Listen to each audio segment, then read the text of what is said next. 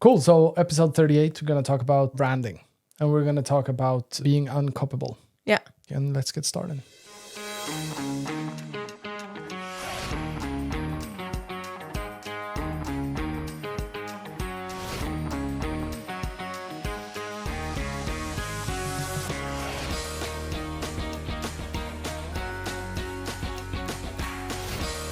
If you covered your name and your picture, would people be able to see that this specific content actually came from you? If not, maybe you shouldn't have it on your platform. Super interesting.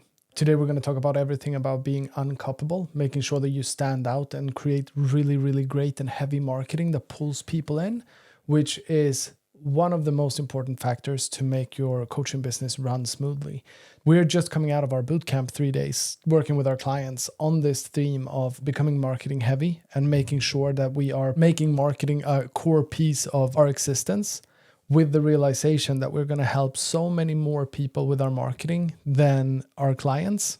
The question then is, what do I need to do in my marketing and what does my marketing need to look like in order for that to even become possible? Yeah. Because if you're just a part of, like everyone else, sending out noise that is being looked over or bypassed by almost everyone, then you got to up your game. Because 2025, where we're moving towards, and with AI and more noise, more content, more people believing that they can become content creators, we need quality. In order to build a personal brand, we need to stand for something.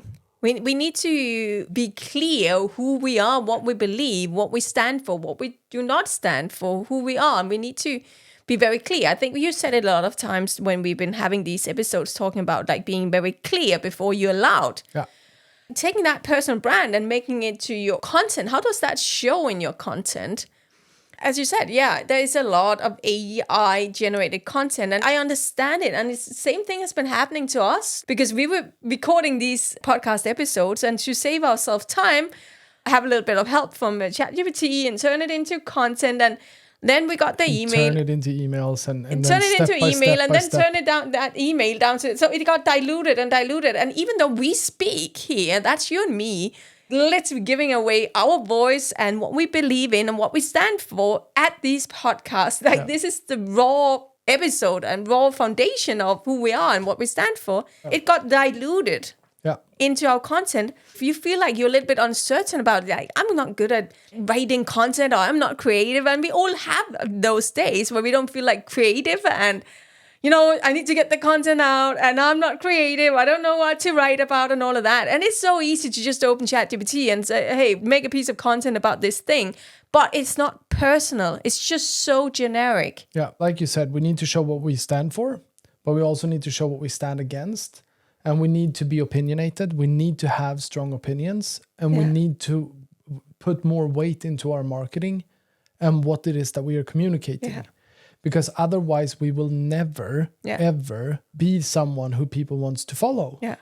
And when it comes to figuring out what do I stand for or what do I stand against, you need to create a context where you are literally testing yourself out in different circumstances to see within what context do you stand for what. We worked with the clients in this weekend, and I think it was really funny working with coaches. What I realized is once we got them through some exercises to work with, what do they believe? Like, what do they really stand for? Because I believe everyone has a stand within the niche you work with. You have a clear stand what it is that some people believe and teach that you believe is absolutely bullshit. Yeah.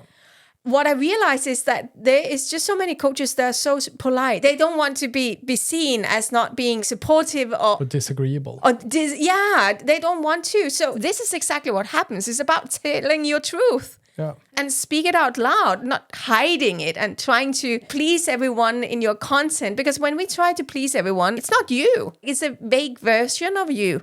Our opinions, even if they are controversial or not controversial, they are coloring everything that you do and everything that you've done in order to get to where you are.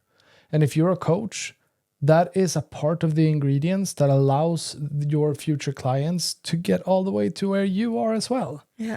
And it's not about being a bad person or a good person. It's understanding what do I need to leverage of myself in order to take my next step? Yeah. I actually stumbled across an old training we made, and that training 4 years ago was about motives. And we spoke about motives, and we have those nice motives, the thing that motivates us and moves us forward, that are cute and cuddly. Yeah. Like, oh, I want to change the world. I want to feed the hungry. I want to end world. I want to The create pretty wise. world. Yeah, the pretty wise. Yeah. But then on the other side of the same thing, we have the ugly why. And it's just as important to understand that we have motivators that doesn't look as nice. And one of them for me has always been, am I enough? Like, can I be a part of the group? Will I be accepted for who I am? We understand that, okay, so we are conditioning our behavior with all the beautiful whys, the pretty whys, and we are also conditioning our behaviors with all the ugly reasons to why we behave the way we do. And when we're putting all of those ingredients together, you're getting the outcomes that you now have in your life today, good and bad. And that is one part of your secret sauce that could add some spice to your content. How do you add that to your content? How do you take that from your world and put it into your content so it becomes you? Yeah, so one of the ways of doing it is to be blunt. Who do we have in the coaching space that is blunt? Grant Cardone is one of them. Yeah. Very blunt, doesn't really give much care to who says what and who cares about whatever. Speaks very, very clearly about the American 401k. He's against millionaires, and he is for billionaires. He is about 10xing everything. And Cash is king. Cash is king. Yeah. One way is to be blunt. But again, in order for you to be loud about something, you need to be clear first. Take a second. You can pause this podcast for a second and think, what do you really stand for that isn't conventional, that isn't really the norm, but that you really believe in? What if you had a reason to believe why toothbrushing wasn't the most efficient way to keep your dental hygiene? Yeah. Then say that Yeah. and see what kind of responses you get. I haven't brushed my teeth in 18 weeks. He has. If we were to have a better option, Yeah. it's not socially accepted. So having a brand voice or having your voice heard is speaking your truth, your opinion, and putting your insights into your content, your point of view into content. It's about saying things only you can say. Yeah. Because it's your opinion, it's your experience, it's your insights you're sharing in your content. And why is it only you that can say it? No one else is living my life and seeing it from my perspective and have my opinion about it. Yeah, they can't back it up with reason. Say the things that only you can say. Just doing that, and you are standing out in the crowd of AI-generated content. I care what you think, what you believe, because it says who you are as a character, as a person. Yeah, and it creates reactions. And those reactions creates emotions. Yeah. And emotion creates connection. Yeah. And that connection is what makes people follow you. Yeah. So either they're going to follow you because they disagree, or they're going to follow you because you're agreeing. You don't have to sell the coaching to people who disagree, but you're definitely going to be able to sell your coaching without an effort to the people who are agreeing. When you speak these things that only you can say, like, where do you find your inspiration? It's easy. It's live your life. And how do you live your life as a coach? You have a life besides doing coaching, but you also spend time with your clients. If you go through your week, you spend a lot of time having chats with clients, helping clients with their questions. And when you're sitting with your clients, I bet there's not one coach who's in a room with a client and a client asks a question who's not willing to share their opinion or share their insights and give away their insights to their client. And since we're doing it already internally inside our courses, inside our programs towards our clients, it's literally just about taking that out into your marketing, into your content, into your, What you can do as well is that you can look at the journey that your clients are taking, as well as look at your own journey and see what common truths are there around this area. Absolutely. What is commonly taught by others, or what is the general advice? And you can ask that ChatGPT can help you to navigate and figure out what are the general ideas, what are the general truths, what is accepted way of approaching this kind of problem. Yeah, what do you hear your competitors are saying in their marketing? What do you hear the clients are saying? And then figure out, why do you agree or why do you disagree? Yeah. So I actually have a lot of both coaching friends and coaching clients who are doing well in their businesses just because they are taking advice that is out there from other people's content, and then they do a reaction video on that. Yeah. And emphasize, so why is this true? Yeah. And then they're stating their opinion based on someone else's truth that you agree with. Yeah. And you can also take someone who says something that you don't agree with, and you can do the same thing. Yeah. You can quote people and Add your 2 cents to that quote, both in whatever way that you want to. I agree, I disagree. The better you become at picking apart those common beliefs that exist within your market, the easier it is for you to grab attention. Yeah.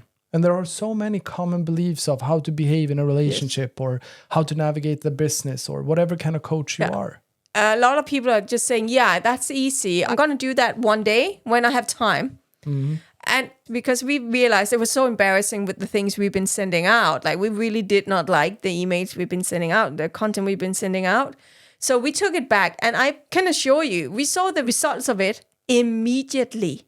Our click-through rates are higher. Our open rates are higher.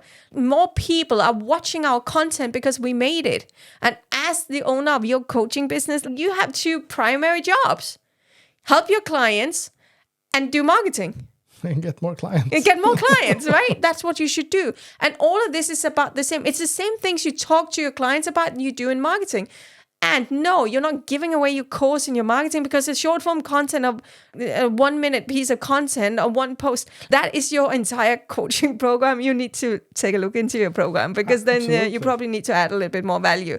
I don't believe that for 1 second. It's a limiting belief. Yeah, and I would say that we have about 10 hours of material in our podcast if we look from first episode to this episode.